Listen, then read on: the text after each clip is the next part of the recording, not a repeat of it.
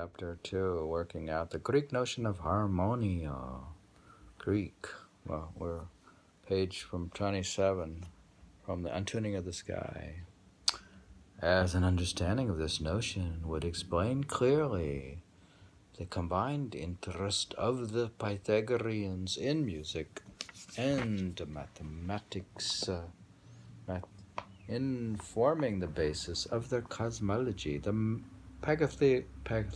Pythagorean experiments with the monochord showed that the intervals of the diatonic scale could all be produced with reference to a given fundamental pitch by successively dividing a string of given length and observing the tone produced upon plucking the divided string. Certain intervals, such as the octave, the fourth, the fifth, were shown to result from dividing the string in the most perfect ratios, such as 1/2, 2/3, where the nominators and denominators of the fractions consisted of the smallest possible integers, since these intervals happen to play significant roles in the tonal systems of Greek music as it was already developing. It was concluded that these consonant intervals were most pleasing to the ear because they were most harmonious or perfect, mathematically speaking. With reference to the idea of harmony as proportion outlined above, we might say that these intervals could be comprehended in terms of the simplest basic ratios and therefore were most harmonious in the sense of being most perfectly rationalizable in terms of a system of such ratios. These intervals to pursue our modern ontology had the clearest and best scale with respect to their fundamental pitch.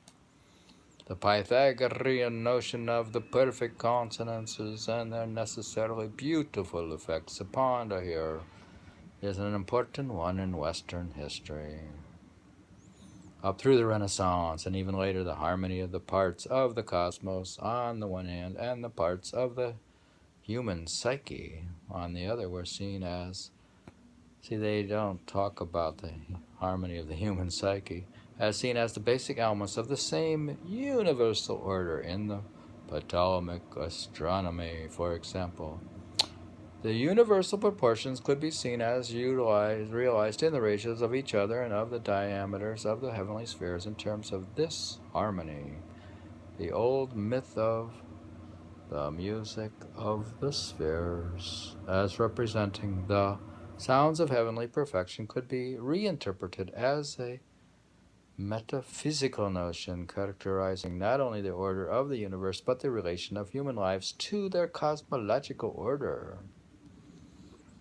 The music of the spheres becomes such a central image in Christian musical thought that we may usefully turn to it for a moment in the Republic, Book 10. Socrates' relation of the mythover includes a notion of this Pythagorean myth. It describes the heavenly spheres bearing, quote, on the upper surface of, quote, of each, unquote, a siren who, quote, who goes round with them, hymning a single tone or note. The eight together form one harmony.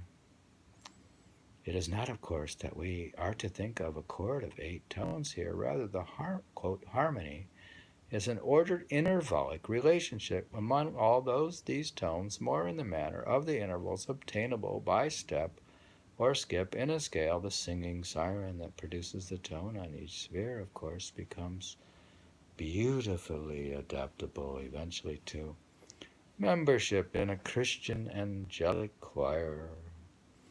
But the more common version of the myth, such as is put down elaborately by Aristotle in De Scalo, maintain that it was the rubbing together against each other of the supposedly hard, glassy celestial spheres that produced the sound. In answer to the objection that no mortal has ever heard that sound, it was often retorted that the constant droning of that noise deadened the ears of earthly inhabitants by custom alone, and that because it was so constant it was inaudible. But we know of some cases where it becomes audible. We hear a certain spectrum, like we see a spectrum of light which is minimal to the total. Likewise, we hear a very tiny. The music of the spheres, the form in which the myth of the music of the spheres is handed down to the Middle Ages, however, and may be seen in its treatment by Cicero in Somnium Scipionis, and in the somewhat Neoplatonized commentary upon the latter by the 14th century writer Macrobius. The passage from Cicero describing the heavenly music revealed in Scipio's dream might be considered the locus classicus of the heavenly music motive. That's the authoritative original, or the place classical.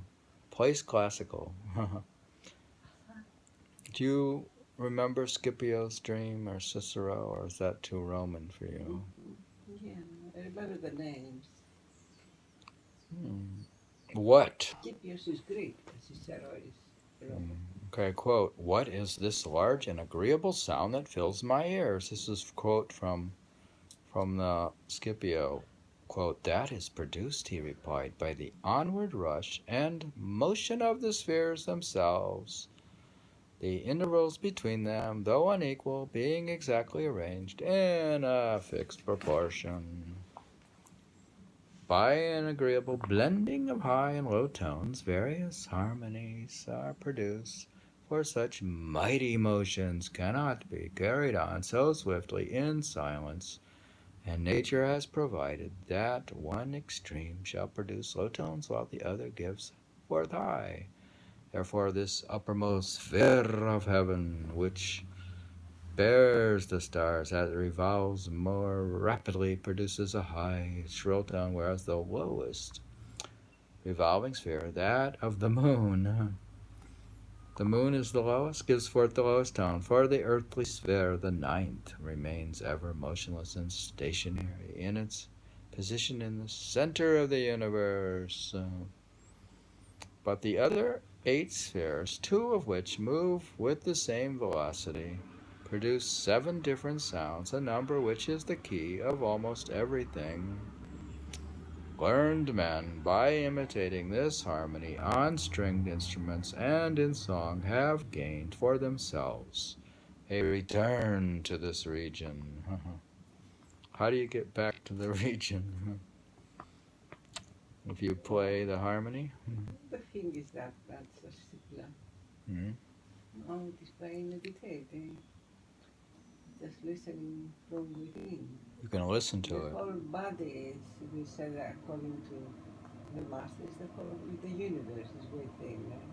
That's, I mean, the human bodies and everything is made out of the light of the heavens from everywhere. With the light also is the motion, the emotion that light created, the forms that we know. So when all that is played continuously everywhere, within you, outside of you, and it is a plethora of sounds. Terrestrial. Plethora of sounds. It might be added. Plethora means? Plethora, yeah. It might be added that Cicero 7 tones. Yes, you can hear. It's funny how there's 7 tones and 7 planets. They consider each planet will make a certain sound, as he told you, you know. And it does. Everything that happens in heaven, from the atom to the galaxies and to the whole universe moving, make sound. Those black holes, who knows the sound that they make? Cicero's 7 tones constituted the 7 discrete pitches of a harmonia or scale. The significance of the fact that string instruments specifically are mentioned here are will be treated later. We might observe here that it is Macrobius' comment on this last sentence that lays the groundwork for eventual Renaissance expositions of the ethical characteristic of man's relationship to the music of the spheres.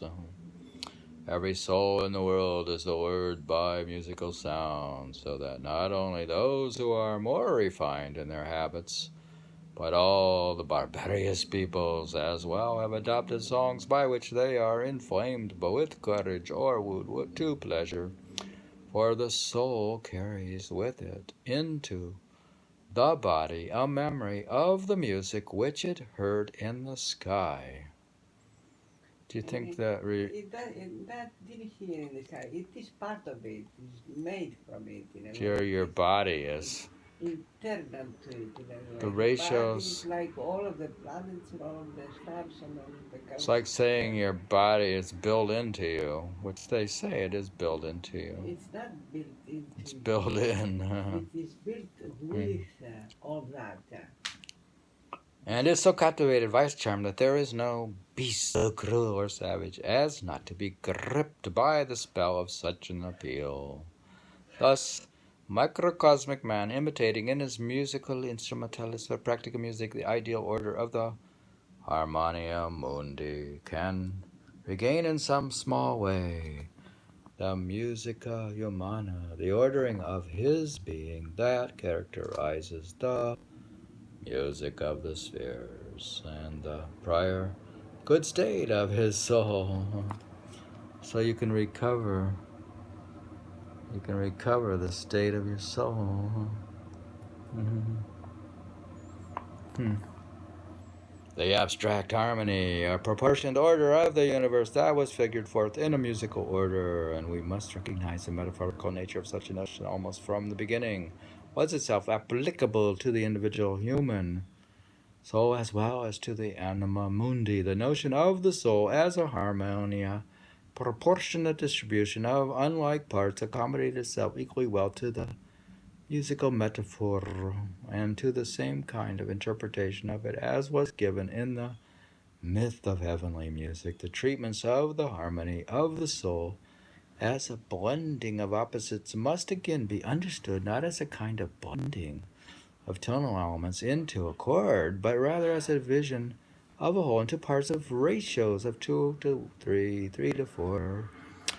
Boethius's musica humana is the result of the common utilization of the idea of harmony in connection with ethics and psychology. Interesting they combine it with ethics and psychology. Like the music of the spheres. You have the music of the individual soul. So here you have the cosmic music and your individual music and the music of the harmonious polis. You even have the harmonic city, was to undergo a kind of conceptual dislocation from the development of polyphonic music in the later Middle Ages. The concept of harmony as chordal blending would also color the interpretations of classical psychology by later medieval and humanistic writers. We were reading about the true meaning of Greek harmonia and the music of the spheres originating from the locus classicus of Scipio's dream and Cicero. We came to the authentic original, back to the basics, to the original authentic source, which is from Plato and Cicero and Pythagoras. And we're reading from the Untuning of the Sky, Ideas of Music in English Poetry.